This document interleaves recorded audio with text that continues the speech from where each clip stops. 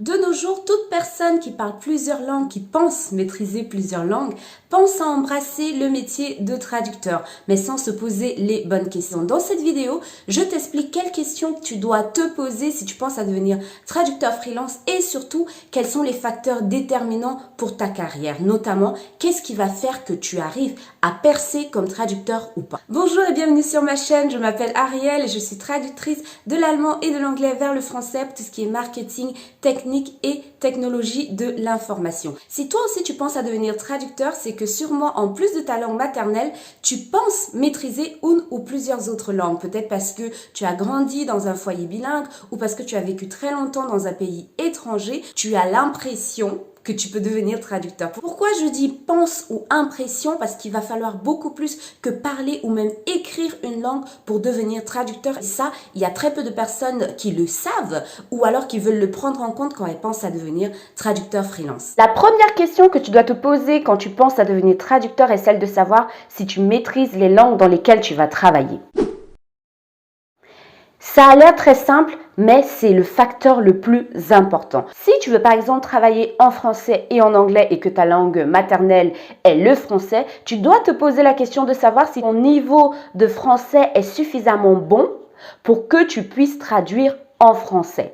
Et quand je parle de niveau suffisamment bon, ça veut dire est-ce que tu maîtrises l'orthographe? Est-ce que tu maîtrises tes accords? Est-ce que tu étais bon en dictée? Tout ça, ce sont des choses qui sont très importantes, mais qui paraissent futiles parce que dis-toi bien que même si tu arrives à trouver un client, si tu lui envoies une traduction de mauvaise qualité, il ne fera pas appel à toi une deuxième fois et tu vas ruiner ta réputation. Donc, dis-toi bien que si tu ne maîtrises pas ta langue cible, par exemple le français, ça va se voir tout de suite. Par exemple, si tu décides d'envoyer un mail à un client potentiel, peut-être que l'entreprise a posté une annonce sur LinkedIn en disant qu'elle cherche des traducteurs et toi tu envoies un mail avec ton CV en disant voilà je suis intéressé et tout.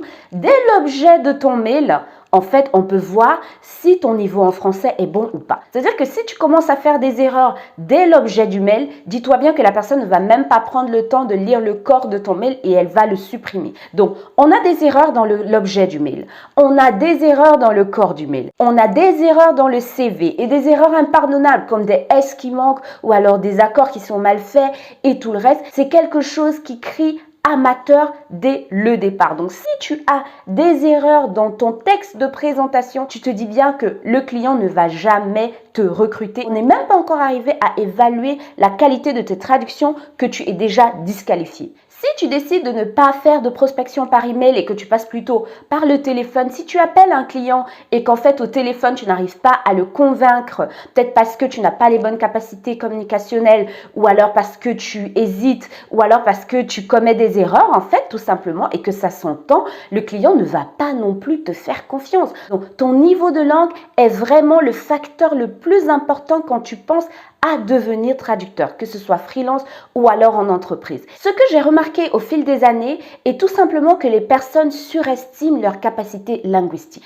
Il y a certaines personnes qui pensent par exemple que parce qu'elles ont vécu aux États-Unis pendant 1 an, elles sont bilingues en anglais. Il y a d'autres personnes qui pensent que comme elles ont fait un séjour à l'étranger de 6 mois en Espagne, elles sont maintenant vraiment calées en espagnol. Il y a certaines personnes qui pensent même que parce qu'elles ont eu anglais comme deuxième langue vivante de la 6e en terminale, elles sont calées en anglais. Mais ce que je veux vous dire, c'est que la traduction va bien au-delà du b.a.-ba, du how are you et tout le reste. Ça va bien plus loin que ça, surtout si vous voulez vous positionner dans des secteurs concurrentiels comme la traduction juridique, la traduction financière, la traduction technique et la traduction d'éthique. Ce sont des secteurs qui ont leur propre terminologie, ce sont des secteurs qui ont leur propre langue. Ou quand vous étudiez le droit, vous vous rendez compte que la terminologie, le registre qui est utilisé en droit n'a rien à voir avec le français parlé tous les jours. La même chose s'applique quand vous voulez faire des traductions financières.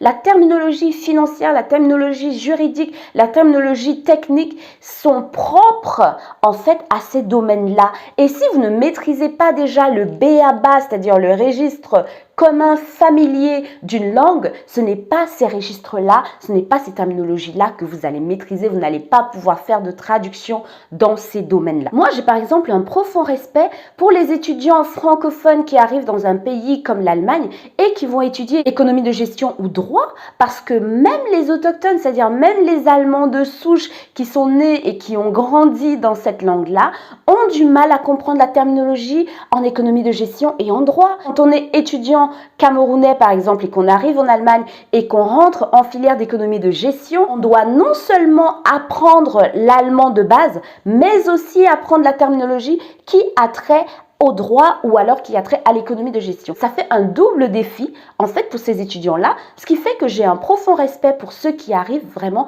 à obtenir leur diplôme dans ces domaines-là. Si vous ne maîtrisez pas les bases d'une langue, ce n'est pas la terminologie qui a trait au droit ou alors à l'économie ou aux finances ou au médical dans cette langue-là que vous allez comprendre et encore moins traduire. Car dites-vous bien que quand vous choisissez une spécialisation, vous devez maîtriser la terminologie de cette spécialisation aussi bien dans votre langue cible que dans votre langue source. Donc, vous devez par exemple connaître la terminologie juridique aussi bien en français qu'en anglais ou en allemand. Si je prends l'exemple de la traduction marketing, la traduction marketing est une traduction très difficile contrairement à ce que beaucoup de personnes pensent parce qu'en matière de marketing, ce n'est pas une traduction mot à mot. C'est-à-dire que vous n'avez pas un mot et vous avez une correspondance directe comme ce serait par exemple le cas dans la technique. En matière de marketing, il y a plusieurs facteurs que vous devez prendre en compte pour les traductions. Il y a les facteurs culturels, il y a les facteurs environnementaux. Vous devez prendre en compte le public ciblé, ainsi de suite. Ça veut dire que si vous devez traduire un slogan,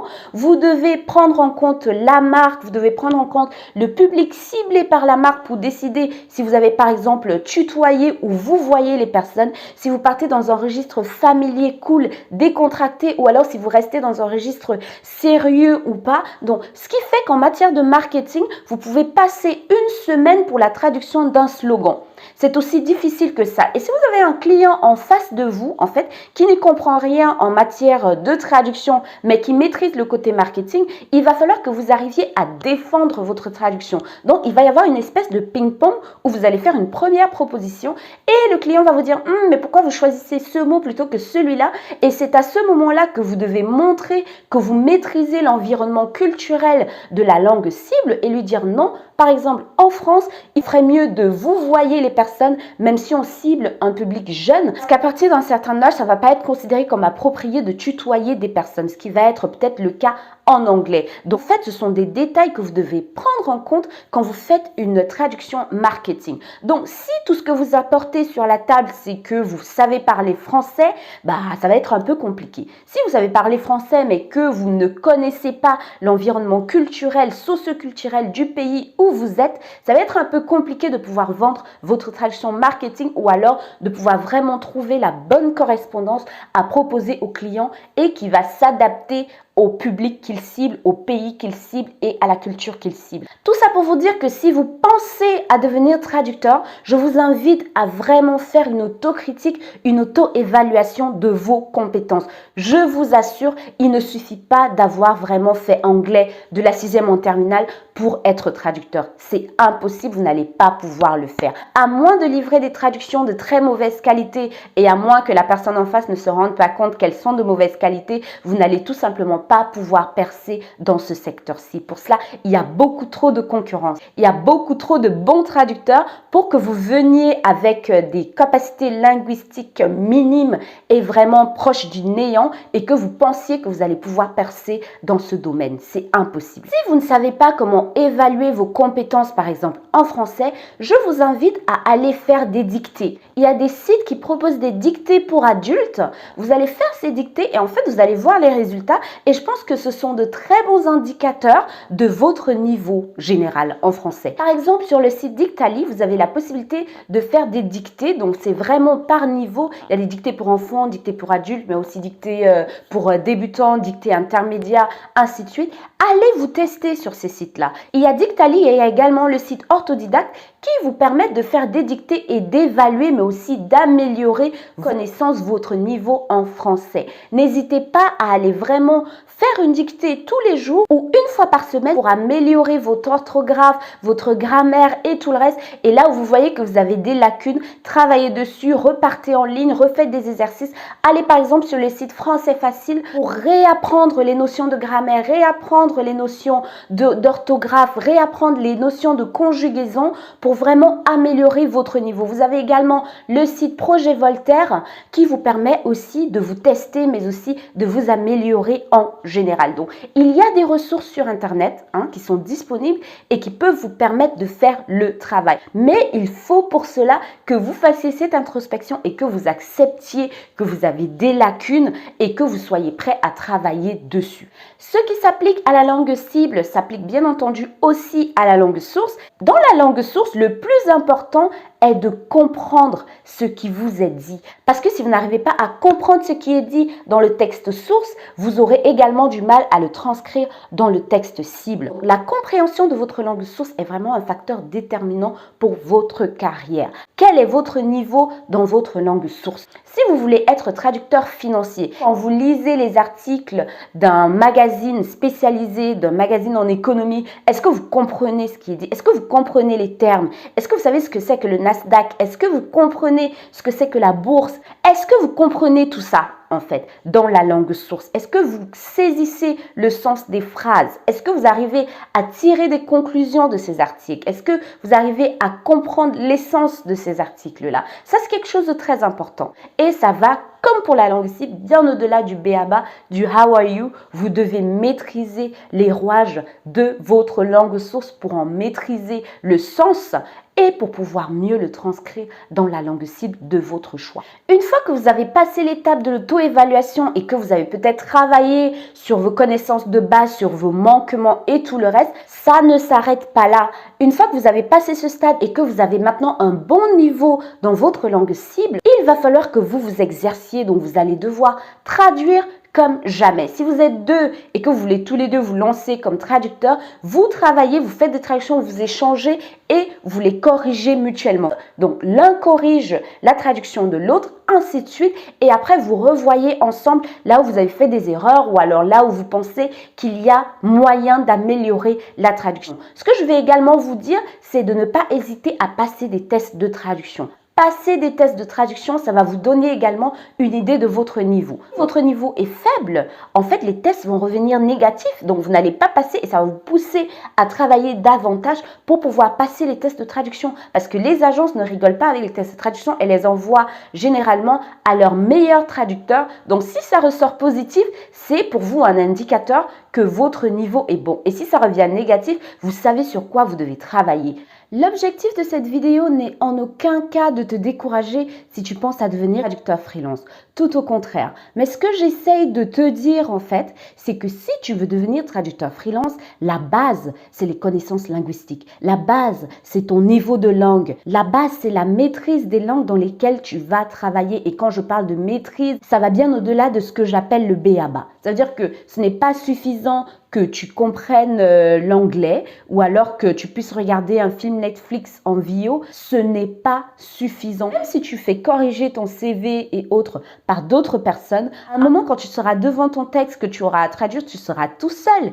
Et ces erreurs-là, il n'y aura personne derrière qui va venir les corriger pour toi. Et même s'il y a des outils d'assurance qualité, les correcteurs ne vont pas t'aider à bien formuler tes phrases. Les correcteurs vont peut-être t'aider à corriger les accords ou alors la mauvaise orthographie des mots, mais ils ne vont pas t'aider à formuler des phrases correctes en marketing. Ce sont tes connaissances linguistiques qui vont t'aider à le faire. Donc, si tu penses à devenir traducteur, je t'encourage à vraiment te plonger pieds et poings liés dans la formation, dans l'amélioration de tes connaissances linguistiques parce que ça va être la base de ta carrière. Ça va être ce qui va déterminer si tu perces ou si tu ne perces pas comme traducteur. Il ne s'agit pas ici de viser la perfection. Aucun d'entre nous n'est parfait. Moi qui te parle aujourd'hui, ça fait plus de 10 ans que je fais ça et parfois je commets des erreurs. Je commets des erreurs d'orthographe, d'inattention, de frappe, de fatigue. Ça arrive à tout le monde, mais il y a erreur et erreur. Il y a une différence entre entre une erreur de frappe ou alors un oubli et une erreur de contresens ou alors une erreur d'orthographie ou alors une erreur par rapport à un accord. Ce sont des choses qui ne sont pas pardonnées dans notre secteur et si tu ne les maîtrises pas, ça ne va juste pas être possible. Donc, tu ne vas pas pouvoir vivre de ce métier-là. Donc, j'ai peut-être été un peu dure dans cette vidéo, mais c'est pour vous dire la vérité, en fait, en ce qui concerne le métier de traducteur. Ce n'est pas la voie de la facilité. Donc, si tu penses que parce que tu parles anglais et que tu parles français, tu vas pouvoir percer comme traducteur et gagner beaucoup d'argent et tout le reste parce que tu vois les autres le faire, par exemple, sur Internet et autres, tu te trompes. C'est beaucoup de travail, c'est beaucoup d'investissement, ça demande beaucoup en termes de connaissances linguistiques et autres. Et si tu es vraiment intéressé et que tu veux vraiment devenir un bon traducteur, je te laisse une vidéo ici où je t'explique comment tu peux devenir un bon traducteur sans diplôme de traduction. Donc, va regarder cette vidéo et moi, je te revois la prochaine fois. Au revoir.